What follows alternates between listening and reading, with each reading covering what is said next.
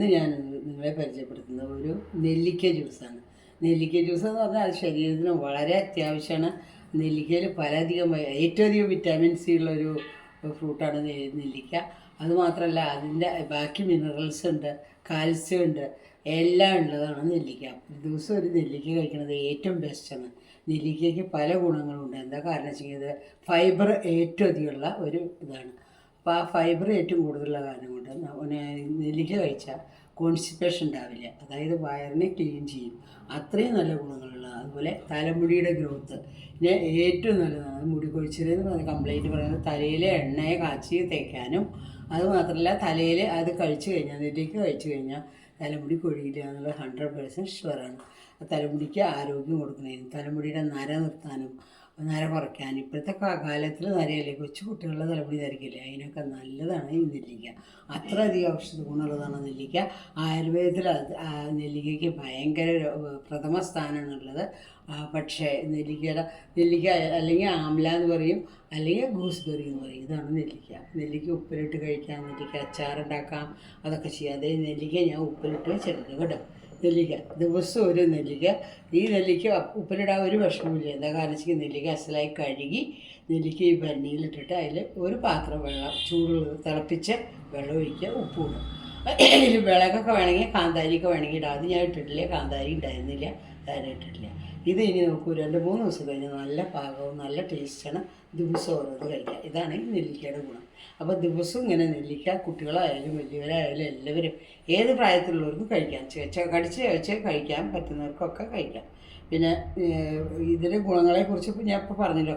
അത് കാരണം കൊണ്ട് ഇന്ന് ഞാൻ ജ്യൂസ് ഉണ്ടാക്കുകയാണ്. ഈ ചൂട് കാലത്തിനെ ചൂടിനെ എതിർക്കാൻ, അതായത് ചൂടിനെ ചെറുത്ത് നിൽക്കാൻ വേണ്ടി കഴിവുള്ളതാണ് ഈ നെല്ലിക്ക. അപ്പോൾ ഞാൻ ഈ 3 നെല്ലിക്ക എടുത്തിട്ട് ഇതുകൊണ്ട് ജ്യൂസ് എങ്ങനെ ഉണ്ടാക്കണമെന്ന് പറഞ്ഞാൽ ഇതായിരിക്കാം. ഇപ്പം നെല്ലിക്കയിൽ ഞാൻ ഒരു കഷ്ണം ഇഞ്ചി ഇട്ടു കേട്ടോ. ഒരു കഷ്ണം ഇഞ്ചി ഇട്ടു. ഇതാ ഒരു പച്ചമുളക് ഇട്ടില്ലെങ്കിൽ ഒരു പച്ചമുളക് ആയിക്കോട്ടെ.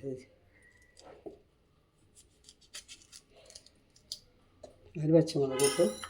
പിന്നെ ലേശം ഉപ്പിട്ടു.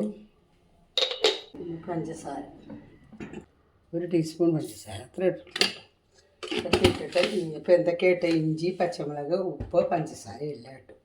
കുറച്ച് വെള്ളം ഒഴിച്ചിട്ട് ഇതിനൊന്ന് അരക്കുകയാണ്. എന്നിട്ട് ഇതിനെ ജ്യൂസാക്കാം കേട്ടോ. അത് നമുക്ക് ഇഷ്ടമനുസരിച്ച് വെള്ളം ചേർക്കാം. തണുത്ത വെള്ളം ഇല്ലാതാണ് ഏറ്റവും കഷ്ടം. ഈ അരിച്ചിട്ട് വേണം നമുക്ക് ചണ്ടി കഴിഞ്ഞ് കളയണം. എന്നിട്ട് ഇതിൽ ഐസ് ക്യൂബ്സ് ഇട്ട് കുടിക്കണമെങ്കിൽ, ഒത്തിരി തേനും ചേർത്ത് കഴിക്കണമെങ്കിൽ വളരെ നല്ലതാണ്. ആരോഗ്യത്തിനും നല്ലതാണ്. ഈ നെല്ലിക്ക ജ്യൂസ് നിങ്ങളെല്ലാവരും ഓരോ ദിവസവും ഓരോരുത്തർ കഴിക്കാൻ നോക്കണം. വളരെ നല്ലതാണ്.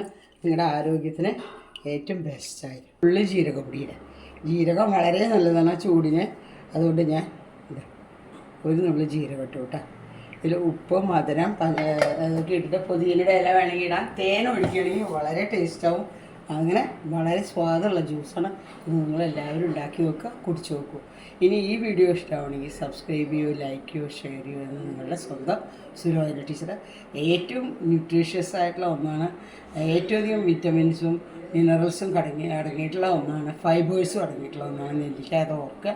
അത് കുട്ടികളായാലും വലിയവരായാലും ദിവസം ഓരോന്ന് കഴിക്കാൻ നോക്കുക. അത് ശരീരത്തിന് വളരെ നല്ലതാണ്. ബോഡിയുടെ പുറത്തുള്ള ക്ലീനല്ല, ഉള്ളിലെ ക്ലീനിങ് നടത്തുന്ന ഏജൻ്റാണ് നെല്ലിക്ക. അത് നിങ്ങൾ ഓർക്കണം. Okay, by.